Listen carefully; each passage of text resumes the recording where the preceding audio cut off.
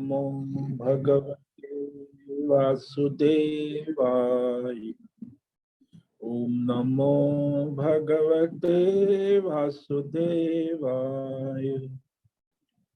ओम नमो भगवते वासुदेवाय। ओम नमो भगवते वासुदेवाय। ओम नमो भगवते वासुदेवाय। ओम नमो भगवते वासुदेवाय। ओम नमो भगवते वासुदेवाय। ओम नमो भगवते वासुदेवाय। ओम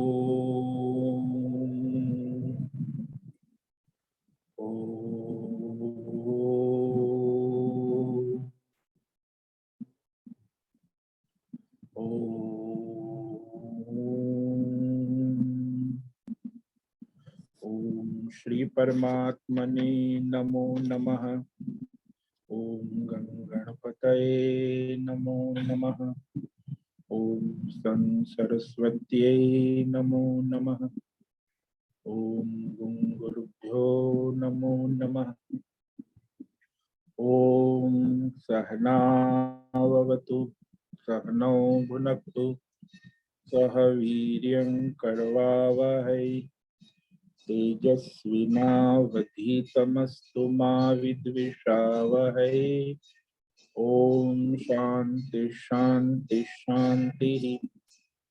सदाशिवसमारम्भां शंकराचार्यमध्यमाम् अस्मदाचार्यपर्यन्तां वन्दे गुरुपरम्परां। वन्दे गुरुपरम्पराम्। ओम पार्थाय प्रतिबोधितां भगवतां नारायणेन स्वयं व्यासेन ग्रथितां पुराणं मध्ये महाभारतम् अद्वैतामृतवर्षिणीं भगवतीम् अष्टादशाध्यायिनीम् अम्ब त्वामनुसन्दधामि भगवद्गीते भवद्वेषिणि। गीते भवद्वेषिणि। वसुदेवसुतं देवं कंसचाणूरमर्दनं देवकी परमानन्दं कृष्णं वन्दे जगद्गुरुं। कृष्णं वन्दे जगद्गुरुं। नमस्ते परमं ब्रह्म सच्चिदानन्दरूपाय निर्गुणाय नमस्तुभ्यं। ओंकाराय नमो नमः। ओंकाराय नमो नमः। आप सभी भगवत गीता श्रवण साधकों को आज प्रातः का अभिवादन, अभिनंदन, अभिवंदन। हरि ओम, हरि ओम, हरि ओम। हम सबको आज का यह दिव्य दिन तन मन धन जन अध्यात्म भौतिक दैविक क्षेत्र अपने अपने पूर्व में अनंत जन्मों में किए हुए संचित कर्म के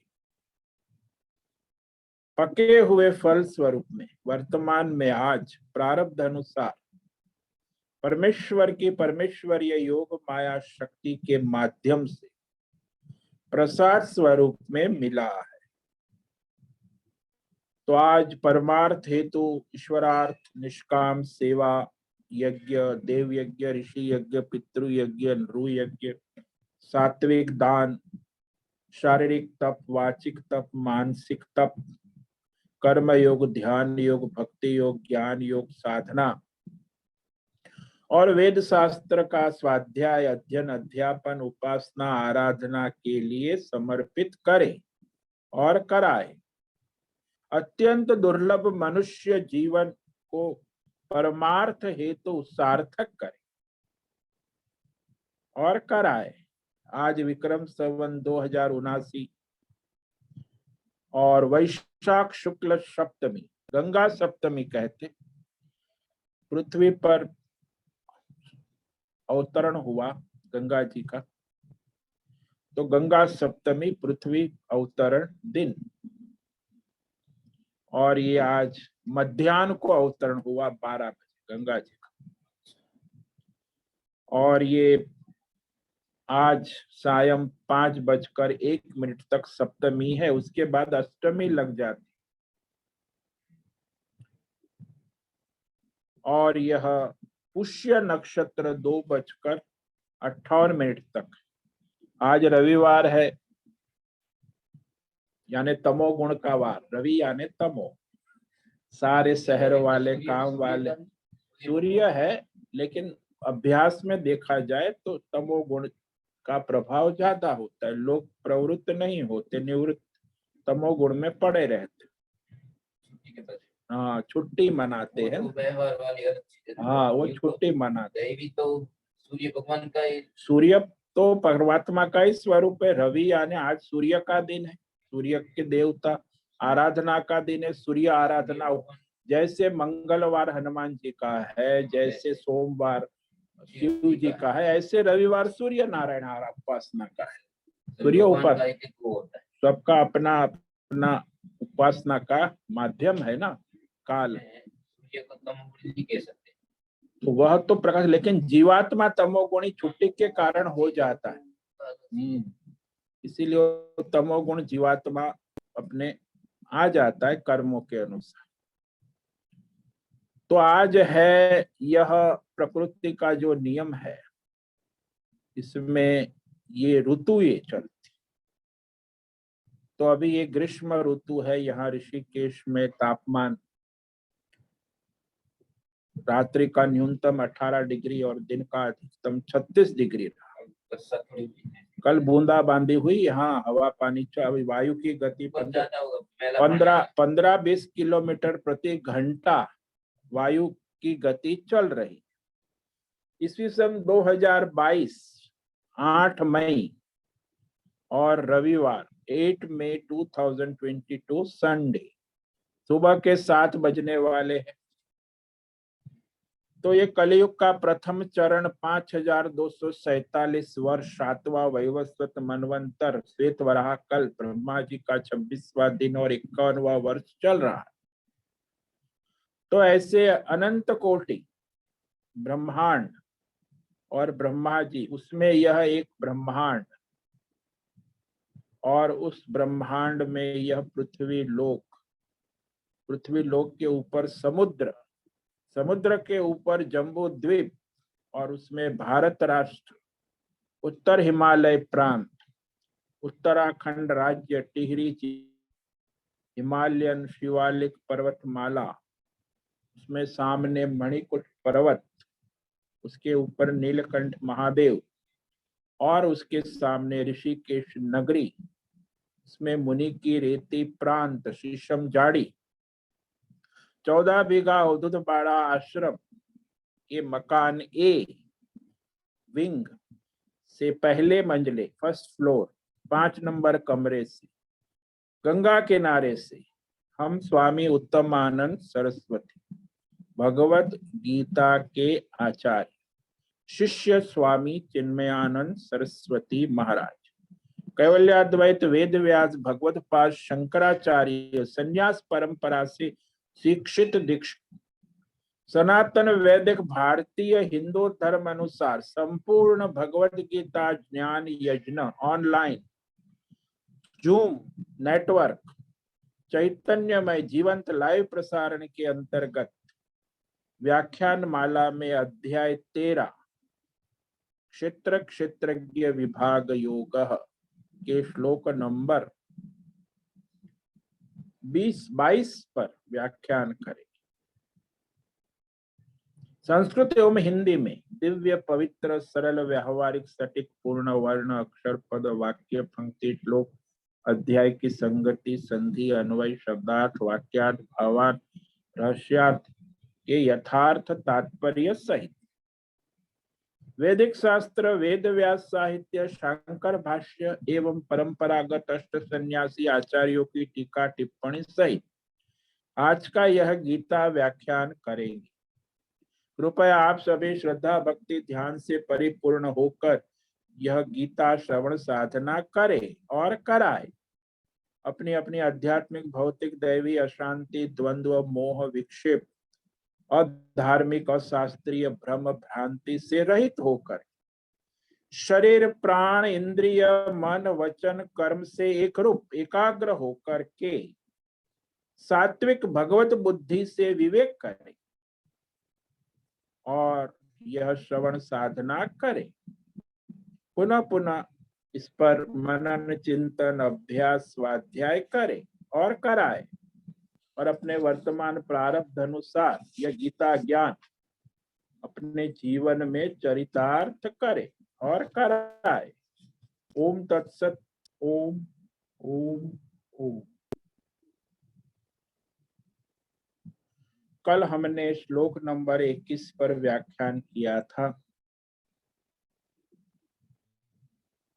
कि प्रकृति 27 तत्व प्रकृति के संग से यह जीवात्मा क्षेत्रज्ञ पुरुष संसार भोग कर उसमें आसक्त हो जाता है और 84 लाख योनियों को प्राप्त होता है, यानी पुनर्जन्म का रहस्य कहा। पुनर्जन्म क्यों होता है? पुरुष प्रकृति स्थो ही भुंक्ते प्रकृति जान गुणान कारणम गुण संगोस्य सद असद योनि जन्मसु। तो ये क्षेत्र जो है भगवान की माया 27 तत्व प्रकृति, प्रकृति में स्थित प्रकृति से उत्पन्न ये जीवात्मा पुरुष, तो ये प्रकृति से उत्पन्न ये जो सारा संसार है सत्व रजस तमस त्रिगुणात्मक, उसका वह भोंगते भोग करता है। तो भोग करता है उसमें तो कोई परेशानी होती है? बोले हाँ, भोग करता है गुण संग। फिर भोग करने के बाद वो जो विषय सात्विक राजसी तामसी विषयों का भोग करता है उसमें आसक्त हो जाता है, उस विषयों की कामना करता है, उसका संस्कार दृढ़ हो जाता है और इस तरह वह पंच महाभूतात्मक त्रिगुणात्मक संबंध लगाव आसक्ति विषय पदार्थों में मोह ममता के कारण द्वंद्व संसार के राग द्वेष, तो दृष्ट अदृष्ट विषयों में उसे आसक्ति हो जाती है, गुण संग। और यही आसक्ति यही संसार प्रकृति का संग कामना वासना उस जीवात्मा, हालांकि परमात्मा का स्वरूप है, फिर भी वह जीवात्मा के अच्छी बुरी सद असत योनि जन्म योनियों में जन्म लेने का मूल कारण बन जाता है। मृत्यु फिर पुनर्जन्म, तो 84 लाख योनियां भगवान की माया में है। उद्बीज अंडज स्वेदज जरायुज, और जो जैसी कामना वाला है तो सात्विक है तो ब्राह्मण योनि, राजसी है तो क्षत्रिय योनि, रजस और तमस है तो वैश्य योनि, और तामसी प्रकृति का है तो क्षुद्र और पशु आदि योनि को प्राप्त होता है। तो इस तरह वह मैं मेरा मेरा तेरा करते करते संसार के चक्र में घूमता रहता। हालांकि यह जीवात्मा परमात्मा का ही स्वरूप है, लेकिन अज्ञान से प्रकृति मोह माया से वह अपने स्वरूप को भूल गया।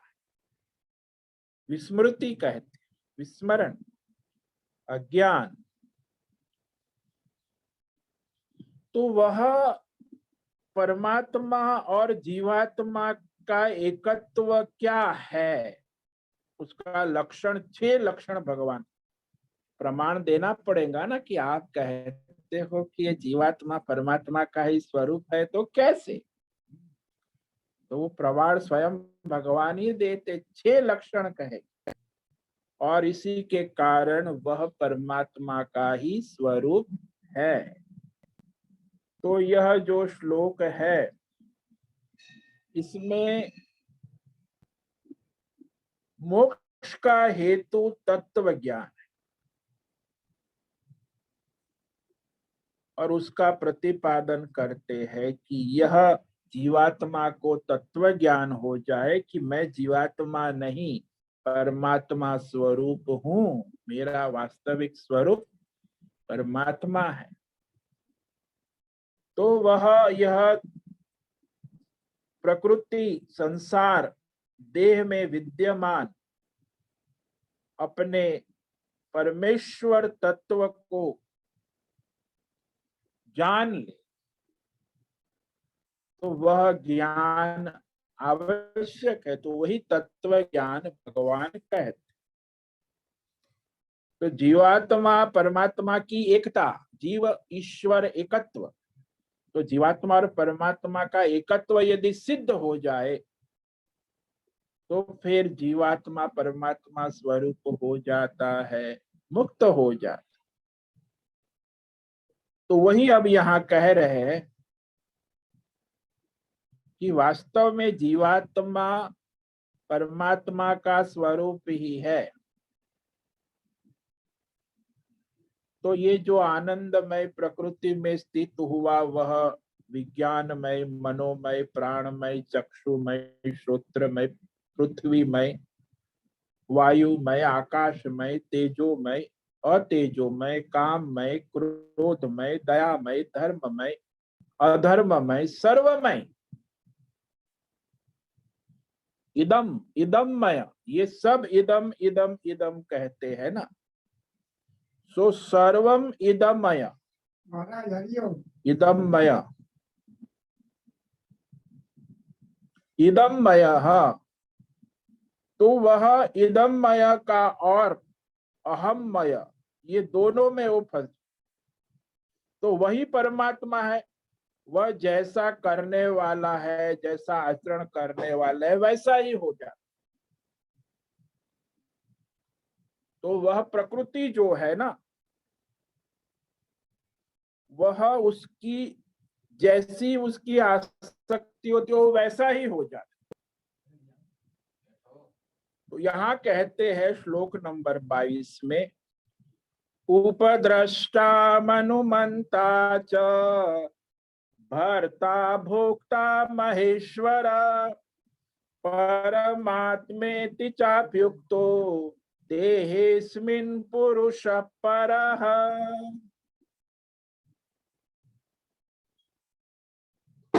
उपद्रष्टा, ये जीवात्मा परमात्मा का स्वरूप है। तो वह देह में स्थित है, ये प्रकृति में स्थित है, शरीर में स्थित है। यह जीवात्मा देहे पुरुषः, अस्मिन् देहे, हाँ ये जो वर्तमान में जिस देह है, इस देह में, स्थूल सूक्ष्म कारण देह में, देहे पुरुषः, यह जीवात्मा परः, वास्तव में परमात्मा का ही स्वरूप है।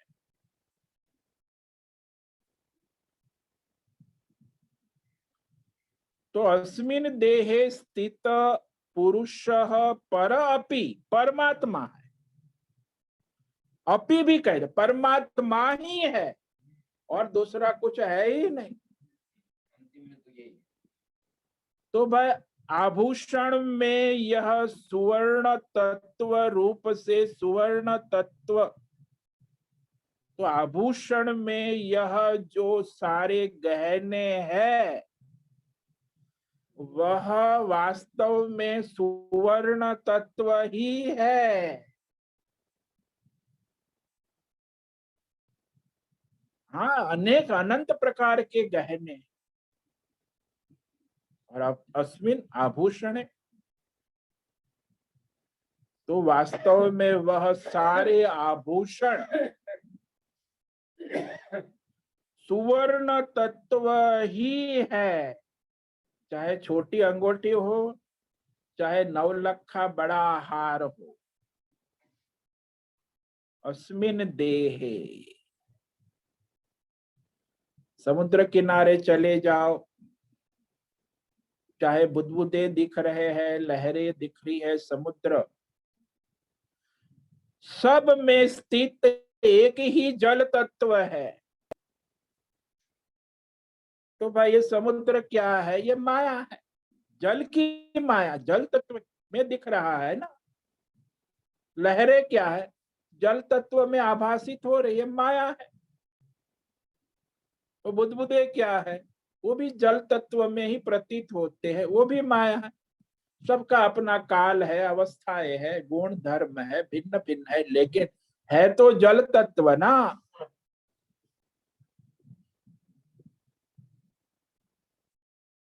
इसीलिए यह जो सारी प्रकृति में विद्यमान परमात्मा जो है, उसे हमारे वेद शास्त्र, संत महापुरुष वेदांत शास्त्र में ये 6 शब्दों से कहा गया, परमात्मा का निर्देश करते हैं। पहला शब्द जो वेद शास्त्र उपयोग करते हैं वह है उपद्रष्टा। उपद्रष्टा साक्षी होने से, सर्व साक्षी, सदा सर्वत्र सबका साक्षी होने से वह परमात्मा, जीवात्मा का स्वरूप उपद्रष्टा है।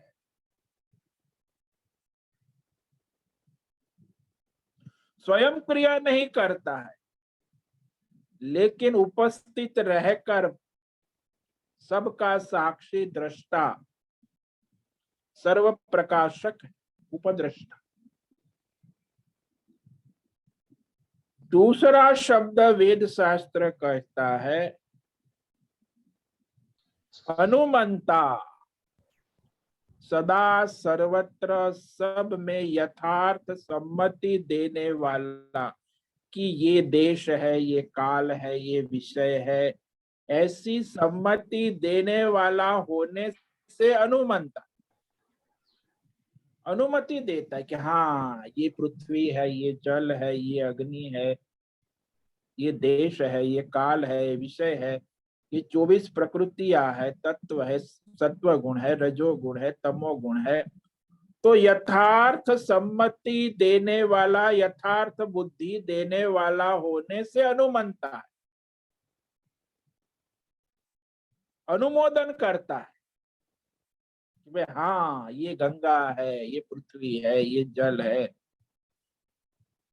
जो कुछ हो रहा है वह ठीक हो रहा है, जो कुछ है जहां है वो अपनी जगह पे उचित है, अनुमति देता है, अनुमोदन करता है, अनुमंता। और फिर वेद शास्त्रों में तीसरा शब्द जो है वह भर्ता। महेश्वर, भर्ता यानी भरण करता, सबका धारण पोषण रक्षण करने वाला होने से भरता है। तो अपनी सत्ता मात्र से सबका पालन पोषण करने वाला।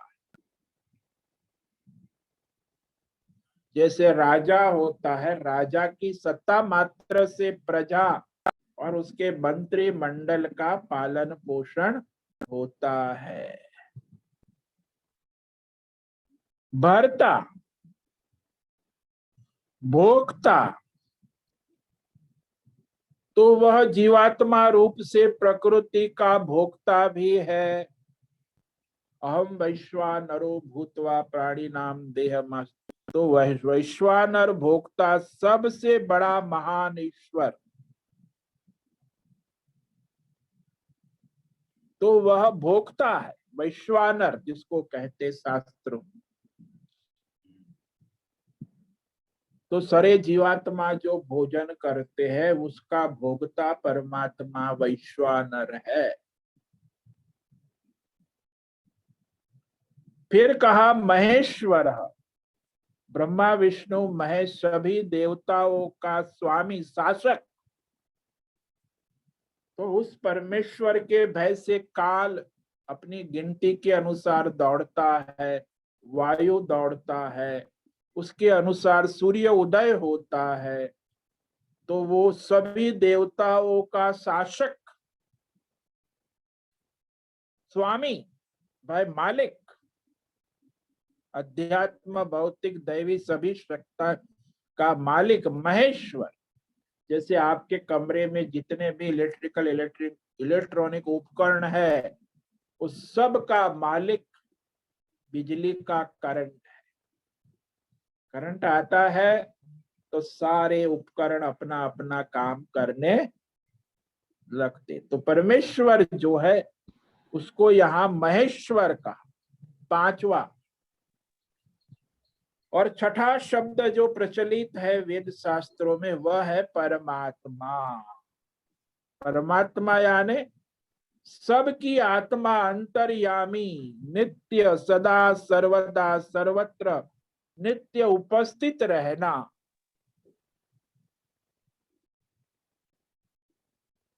जैसे सभी आभूषण गहनों की आत्मा सुवर्ण तत्व है, वैसे ही सभी झरने, बादल, तालाब, वर्षा, नदी, नाले, समुद्र, लहरें, सब का अंतर्यामी आत्मा जैसे जल तत्व है, वैसे ये अध्यात्म भौतिक दैवी प्रकृति माया का जो मालिक है परमात्मा, अंतर्यामी जिसको कहते, तो नित्य उपस्थित है।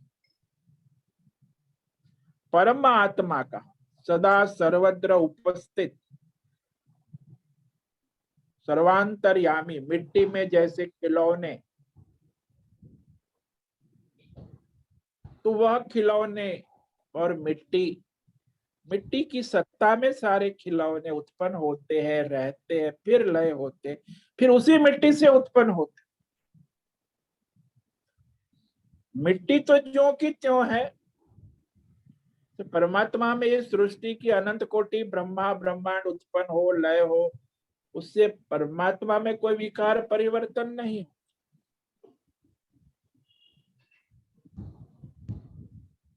तो ये जो संसार है उसमें सर्वव्यापक परमात्मा है, वही जीवात्मा का स्वरूप है। अस्मिन देह, अभी आपका जो ये जीवन है, शरीर है, स्थूल सूक्ष्म कारण, इस स्थूल सूक्ष्म कारण शरीर में स्थित जो अंतर्यामी आपकी आत्मा है, वह परमात्मा ही है। वास्तव में नियामक, प्रकृति का नियामक और परम है। परम का मतलब होता है ओतप्रोत है, व्यापक है। तो संसार के जो व्यवहार हो रहे हैं, अध्यात्म भौतिक दैवी 27 तत्व, कार्यकरण, पंच महाभूत, पंच विषय, शब्द स्पर्श रूप रस गंध, पंच ज्ञानेन्द्रिय, पंच कर्मेंद्रिय, मन बुद्धि चित्त अहंकार, ये सारा जो व्यवहार व्यापार हो रहा है संसार का, वह व्यापार प्रकृति में होता है। और इस प्रकृति में सर्वत्र ओतप्रोत परमात्मा तत्व की सन्निधि मात्र से सब अपने अपने कार्य करते, तो उससे उनका साक्षी कहा, सर्व साक्षी। जैसे आपके कमरे में बिजली करंट सन्निधि मात्र से आपके सारे इलेक्ट्रॉनिक इंस्ट्रूमेंट अपना अपना प्रकृति के अनुसार कार्य करते हैं, तो वह स्वयं संसार व्यापार युक्त नहीं होता। करंट कुछ नहीं करता, पंखा घूमता है, ट्यूबलाइट चलती है, बल्ब चलता है, मोबाइल चलते हैं, टीवी चलता है, फ्रिज चलता है, गीजर सब चलता है, लेकिन करंट वही का ज्यों का त्यों रहता है। ऐसे परमात्मा जो है वह संसार के व्यापार से, व्यवहार से, प्रकृति के व्यवहार से विकारी नहीं होता।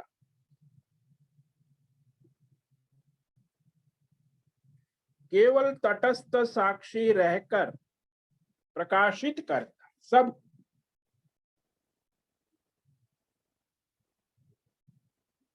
इसलिए उसे उपद्रष्टा कहते हैं। जैसे दरबार लगता है राजा का, पहले दरबार लगता था राजा, अभी तो लोकसभा में प्रधानमंत्री और राष्ट्रपति का भी दरबार लगता है। तो भाई उसकी उपस्थिति में फिर सब अपना संसद का कार्य प्रारंभ होता है। तो वही सत्ता देता है, शक्ति देता है राज्य को, मंत्रियों को। तो इसलिए उसे उपद्रष्टा कहे। उपद्रष्टा यानी सर्वसाक्षी रूप से अत्यंत ओतप्रोत होकर देखता रहता है, प्रकृति को प्रकाशित भी करता है, केवल देखता नहीं।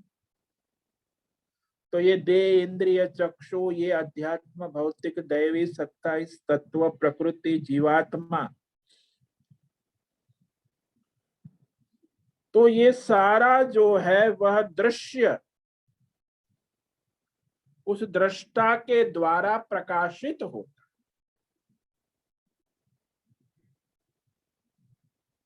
इसीलिए आप जब दृष्टा दृश्य विवेक करो तो सबका दृष्टा केवल एक परमात्मा ही है। आप कहो कि वो कैसे भाई? अरे भाई मेरे सामने ये पुस्तक है, पुस्तक दृश्य है, तो दृष्टा कौन है? तो आंख देख रही है। आप ऐसा ही कहोगे, वैज्ञानिक प्रमाण, भाई आंख है तो पुस्तक दिख रही, आंख नहीं है तो पुस्तक कहां से दिखे? वैज्ञानिक प्रमाण। बस फिर कहे कि भाई उसके पीछे मन है, वो अध्यात्म वैज्ञानिक प्रमाण, फिर वो आध्यात्मिक प्रमाण कहना। कि मन के बिना आंख पुस्तक कैसे देखेगी? लेकिन मन को तो वैज्ञानिक मानते नहीं, वो तो आंख को ही मानते, साइंटिफिकली प्रूव। भाई आंख है इसीलिए संसार दिखता है, पुस्तक दिखती, साइंटिफिकली। भाई मन है इसीलिए आंख के माध्यम से पुस्तक दिखती है, तो वो अध्यात्म कहेगा। अध्यात्म वाले कहेंगे मन है इसीलिए मन के माध्यम से आंख पुस्तक देखती। तो मन भी तो स्वयं ही चलता है ना, मन को चलाने वाले भी कोई शक्ति है ना। तो मन के देवता है कौन? चंद्रमा मन सो जाता। भाई चंद्रमा देवता दैवी शक्ति है, उसी के माध्यम से मन, और मन के माध्यम से आंख पुस्तक को देखती है। तो दैवी सिद्धि वाले, दैवी शक्ति वाले कहेंगे कि भाई चंद्रमा मन के देवता मन को प्रकाशित करते हैं, और मन आंख को प्रकाशित करता है, और आंख पुस्तक को प्रकाशित करती। अब ये सब परस्पर एक दूसरे पर निर्भर है। पुस्तक आंख पर निर्भर है, आंख मन पर निर्भर है, मन चंद्रमा के ऊपर निर्भर है। लेकिन ये सभी को प्रकाशित करने वाला कौन? मन को प्रकाशित करने वाला। तो मन का दृष्टा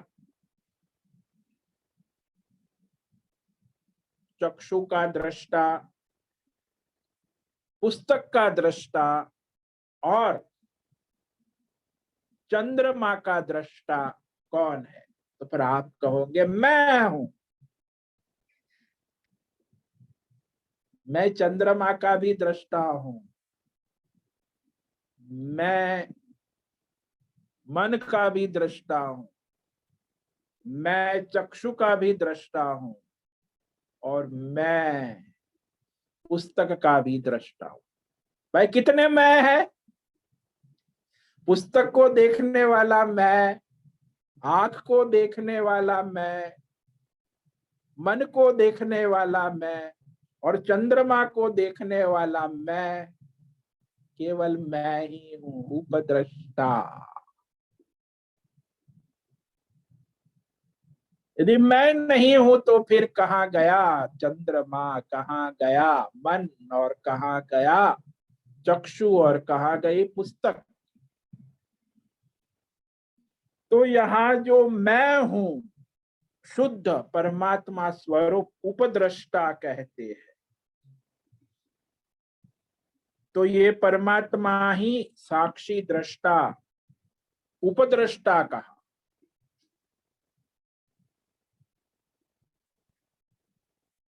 तो आज हमने यह एक भगवान के नाम अद्भुत है, इस पर तो जितना मनन करो उतना ही तत्व ज्ञान के लिए अच्छा है।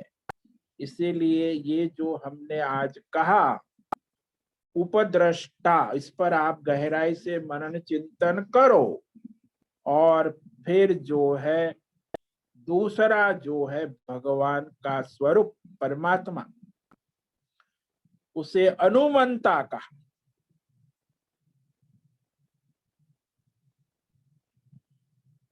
तो यह यथार्थ सम्मति सदा सर्वत्र सब में देने वाला होने से उसे अनुमंता कहा है। इसे अनुमंता शब्द के ऊपर व्याख्यान हम कल करेंगे। तो आज जो हमने व्याख्यान किया उसे संक्षेप में कह देते हैं। ये श्लोक अत्यंत महत्व का और मननीय चिंतनीय है, इसीलिए इस पर एक एक शब्द के ऊपर व्याख्यान करना आवश्यक है। उपद्रष्टानुमंता च भर्ता भोक्ता महेश्वरः परमात्मेति चाप्युक्तो देहेस्मिन् पुरुष परः। अस्मिन, यहाँ अभी इसी वक्त इस तरह, अभी इसी देह में, जहां आप बैठे हो उसी देह में जो उपस्थित जीवात्मा है अंतर्यामी, वह वास्तव में परह परमात्मा का ही स्वरूप है। तो वो कैसा है? जीवात्मा परमात्मा का स्वरूप कैसा है? उपद्रष्टा, स्वयं कुछ नहीं करता हुआ समीप पास में स्थित होकर सबको प्रकाशित करता, सदा सर्वदा सर्व में दृष्टा, दृष्टा का है ना, दृष्टा दृश्य विवेक जो हमने कराया। उपद्रष्टा यानी आंख का भी दृष्टा, पुस्तक का भी दृष्टा, मन का भी दृष्टा और चंद्रमा का भी दृष्टा, उपद्रष्टा। फिर कहा अनुमंता, अनुमोदन करता है। क्या? अरे ये सूर्य है, ये चंद्र है, ये पृथ्वी है, पंच महाभूत, 27 तत्व है, यथार्थ सम्मति देने वाला होने से अनुमंता है कि जो कुछ है वो अपनी अपने स्थान पर है और यथार्थ बुद्धि और सबके लिए समान है। ऐसा नहीं कि मेरे लिए ये चंद्रमा है। अरे भाई ये चंद्रमा है ऐसी सम्मति देने वाला कौन है? अनुमंता परमात्मा है।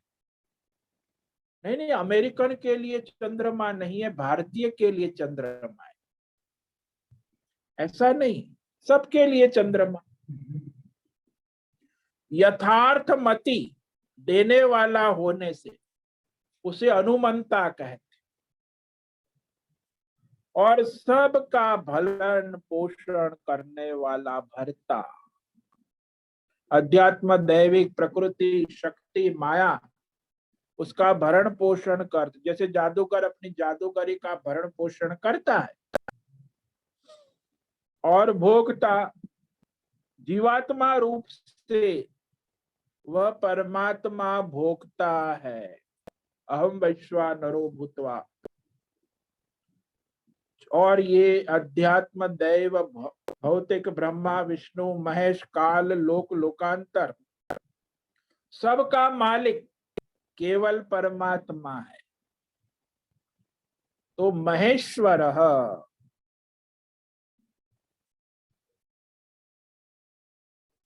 और कहा परमात्मा, सबका अंतर्यामी, सदा सर्वत्र सब में नित्य उपस्थित। जैसे मिट्टी के खिलौने में मिट्टी उपस्थित है, ऐसे गहनों सारे आभूषण में सुवर्ण तत्व नित्य उपस्थित है। तो भाई सबका अंतर्यामी परमात्मा इति उक्तः, ऐसा वेदों में वेदांत के माध्यम से कहा गया है। भगवान का वेद प्रमाण, वेदांत शास्त्र प्रमाण से कहा गया है। उक्तः। ओम नमो नारायणाय, ओम नमो नारायणाय, ओम नमो नारायणाय, ओम नमो नारायणाय, ओम नमो नारायणाय। कायेन वाचा मनसेन्द्रियैर्वा बुद्ध्यात्मना वा प्रकृते स्वभावात् करोमि यद्यत् सकलं परस्मै नारायणायेति समर्पयामि, नारायणायेति समर्पयामि। ओम सर्वे भवन्तु सुखिनः, सर्वे सन्तु निरामयाः, सर्वे भद्राणि पश्यन्तु, मा कश्चित् दुःखमाप्नुयात्। असतो मा सद्गमय, तमसो मा ज्योतिर्गमय, मृत्योर्मा मृतंगमय। ओम पूर्णमदः पूर्णमिदं पूर्णात् पूर्णमुदच्यते, पूर्णस्य पूर्णमादाय पूर्णमेवावशिष्यते। ओम शांति शांति शांति। शंकरं शंकराचार्यं केशवं बादरायणं सूत्रभाष्य कृतौ वंदे भगवन्तौ पुनः पुनः। ईश्वरो गुरुरात्मेति मूर्तिभेद विभागि व्योमवद्व्याप्तदेहाय दक्षिणामूर्तये नमो नमः। ओम गुरुभ्यो नमो नमः। ओम तत्सत। ब्रह्मार्पणमस्तु। ओम ओम ओम।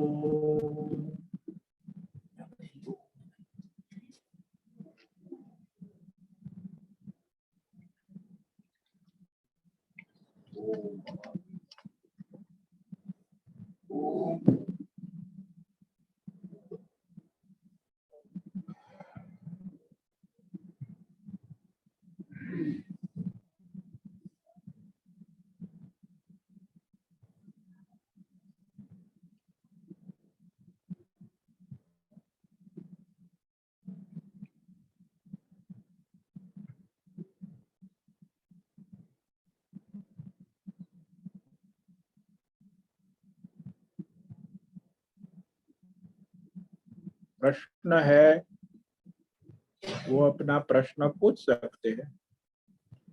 जिनको कोई प्रश्न है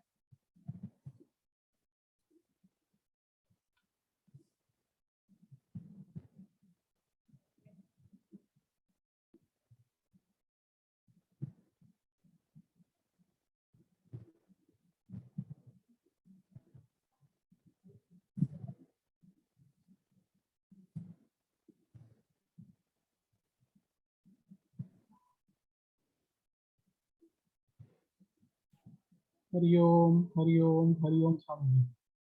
हरिओम। बोलो भद्रेश। स्वामी जी, ये जो तीन तत्व आपने विवेक कराए हैं, जादूगर, जादूगरी और जादू का खेल, हाँ जी। वहाँ जो जादूगर है वो तत्व परमात्मा है। हाँ जी। जादूगरी है उस पे आपने पहले भी विवेक करा, आज सुबह मैंने प्रश्न पूछा था। जहाँ काल से लेके ब्रह्मा विष्णु महेश से लेके सब उस जादूगरी में आ गया। हाँ, प्रकृति माया सारी जादूगरी में आती है। स्वामी जी, इस पे और भी गहरा विवेक कराइए ना, थोड़ा क्लियरिटी दीजिए इस पे। अरे भाई, ये जो जादूगरी भगवान की है वो दैवी शक्तियां जो है ना, जो एकादश रुद्र द्वादश अष्टवसु ब्रह्मा विष्णु महेश, तो वह दैवी शक्तियां जो है वो भगवान की सूक्ष्म शक्तियां है। उसके बाद ये जो है अध्यात्म शक्तियां जो आप सूक्ष्म है, पंच महाभूत, पांच ज्ञानेन्द्रिया, पांच कर्मेंद्रिय, मन बुद्धि चित्त अहंकार, तो ये सूक्ष्म शक्तियां है, वो जीवात्मा के साथ जुड़ी हुई है। और जीवात्मा का फिर भौतिक पंच महाभूतात्मक शरीर और उसका भौतिक पंच महाभूतात्मक परिवार, पैसा पद प्रतिष्ठान मकान दुकान, ये पंच महाभूतात्मक स्थूल है। उससे सूक्ष्म है पांच ज्ञानेन्द्रिय, पांच कर्मेंद्रिय, मन बुद्धि चित्त अहंकार, ये भी भगवान की जादूगरी है। और उससे सूक्ष्म है दैवी शक्तियां जो इसको चलाती है, आंख को, हाथ को, पैर को।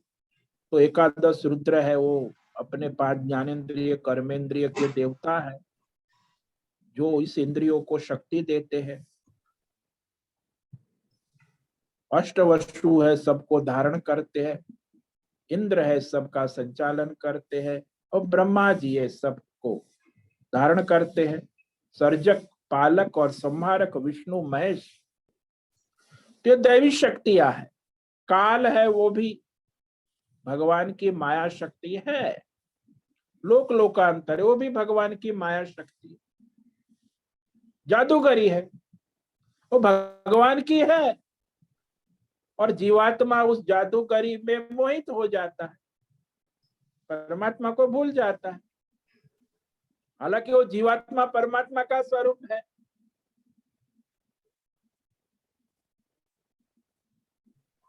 जादूगिरी तो भी इस परमात्मा का ही स्वरूप है ना? नहीं नहीं, जादूगरी जादूगरी है, इसीलिए तो कहा ना कि जादूगरी एक कल्पना है, आभास है, भ्रम है, भ्रांति। परमात्मा का आभासित स्वरूप है, काल्पनिक स्वरूप। जैसे कलाकार का काल्पनिक आभासित स्वरूप भिखारी है, देवदत्त। तो भिखारी देवदत्त काल्पनिक आभासित माया है। वो तो स्वयं सुपरस्टार कलाकार है, कितने रोल करता है, कर सकता है, कोई अनंत संभावना है। वो थोड़ी एक सीमित है भिखारी के पात्र में, देवदत्त के पात्र में। तो एक रोल है। ये माया प्रकृति परमात्मा एक रोल करती है जादूगरी। वो परमात्मा का स्वरूप कैसे हो सकता है? वो तो काल्पनिक स्वरूप है ना, आभासित है, मिथ्या कहा, स्वप्नवत है, वास्तविक नहीं। तो मूल तो परमात्मा से ही प्रकाशित होता है ना?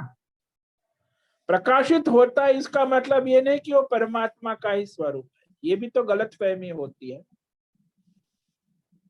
अरे भाई, आप कहो कि आपके कमरे में बिजली, ट्यूबलाइट, पंखे, इलेक्ट्रिकल इंस्ट्रूमेंट चल रहे हैं, तो ये सब बिजली का करंट ही है? नहीं, वो आभासित है, माया है, करंट के प्रकाश से प्रकाशित होता है, बल्ब, ट्यूबलाइट, पंखा।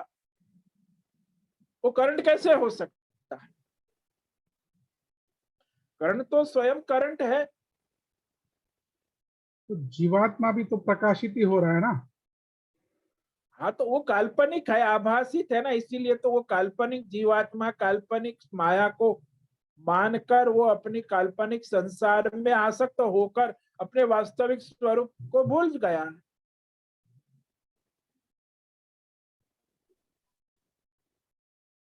तो जीवात्मा जो है वो व्यष्टि लेवल पे कल्पना है, और ये प्रकृति समष्टि और लेवल पे समष्टि, कल्पना है।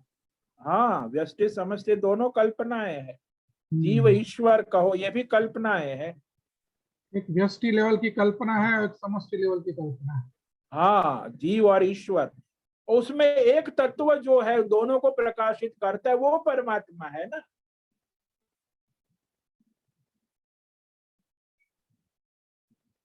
अरे भाई, आप जो आभूषण का सेट देख रहे हो, उसमें एक अंगूठी का सेट है, बैंगल्स का सेट है, नेकलेस है, चेन है और पायजेब है, बड़ा सेट है। तो व्यष्टि अंगूठी और समष्टि आभूषण सेट, सबका अस्तित्व जो है आभासित है, काल्पनिक है, वहां केवल सुवर्ण तत्व ही है।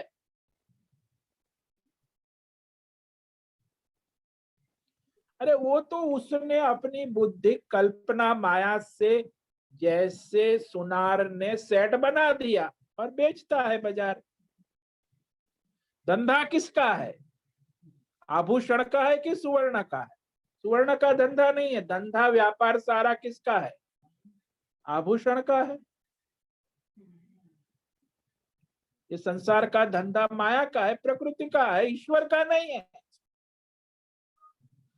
सुवर्ण तत्व में कोई व्यापार नहीं है, सुवर्ण तत्व में कोई अंगूठी नहीं है, कोई बैंगल्स नहीं है, कोई नेकलेस नहीं है, कोई पायजेब नहीं है, कोई बाजूबंद नहीं है, कोई चूड़ामणि नहीं है, कुछ है ही।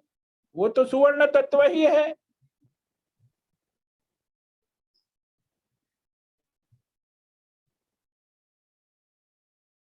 ये जो आभास हो रहा है ना, वो अपने अपने व्यक्तिगत बौद्धिक आभास,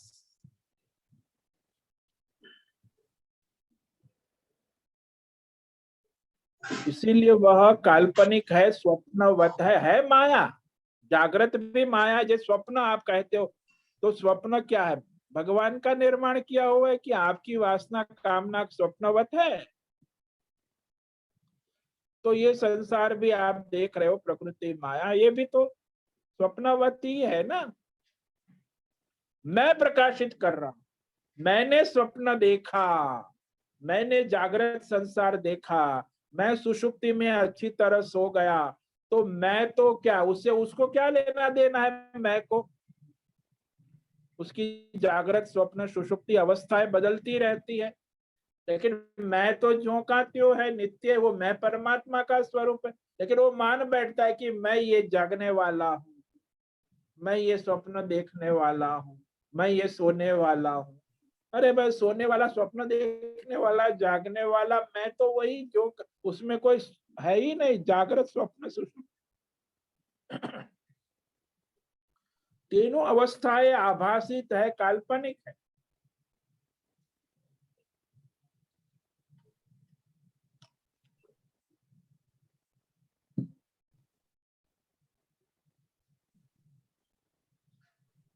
इसीलिए मैं सर्वसाक्षी उपद्रष्टा, स्वयं क्रिया न करता हुआ भी समीप पास में स्थित रहकर, सदा सर्वदा सब में उपस्थित होकर सबको प्रकाशित करता, दृष्टा, सबका दृष्टा, उपद्रष्टा कहो, सर्वद्रष्टा कहो।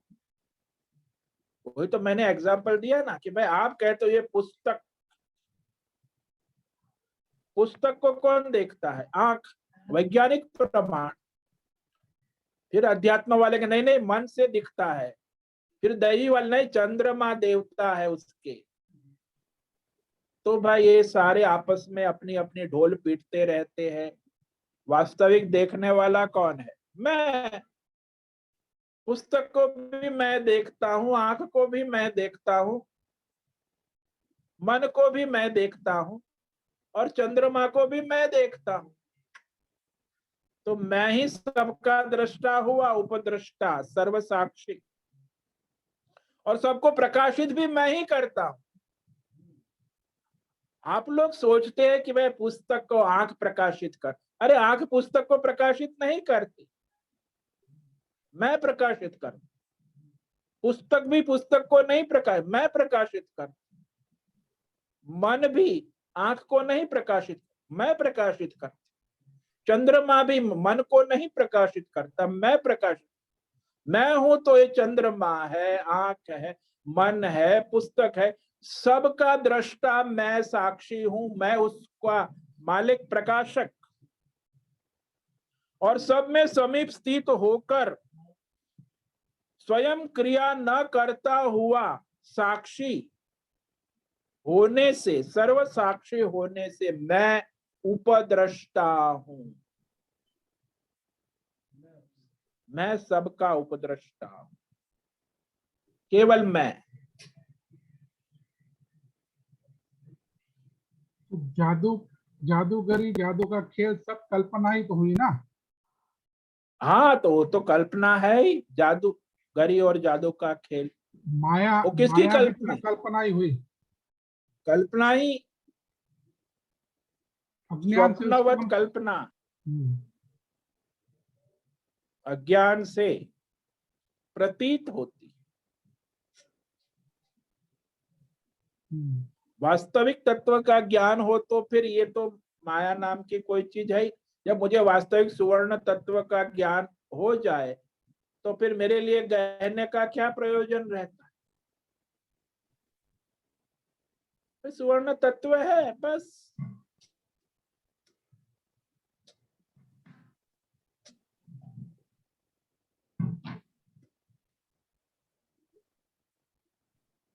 वही तो कल्पना सर्व है, साक्षी का मत, हाँ कल्पना क्या? है तो कल्पना का खेल ही हो गया ना।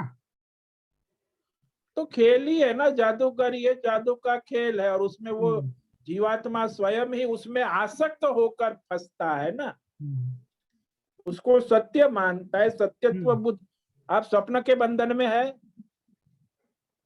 स्वप्न का जगत आपको कोई परेशान करता है? नहीं करता है, हम्म, क्यों? उसमें आपको ये पता है कि स्वप्न मिथ्या है, फिर भी स्वप्न आप रोज देखते हो। हम्म,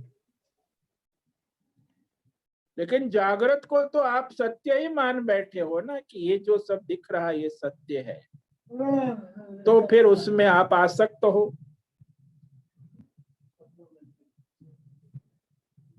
हाँ स्वामी जी, तो आप साक्षी दृष्टा, हाँ, हाँ क्लियर हुआ। तो आप साक्षी दृष्टा हो सर्व, तो आप अभी भी मुक्त हो। यदि आप सबका साक्षी दृष्टा हो और अपना प्रकृति अपना कार्य कर रही है, तो उसमें आपका कोई अहम मम कामना वासना नहीं है, तो आप मुक्त हो। नहीं तो फिर आप अहम मम कामना वासना प्रकृति में आसक्त हो, तो आप उसमें बंधन में हो।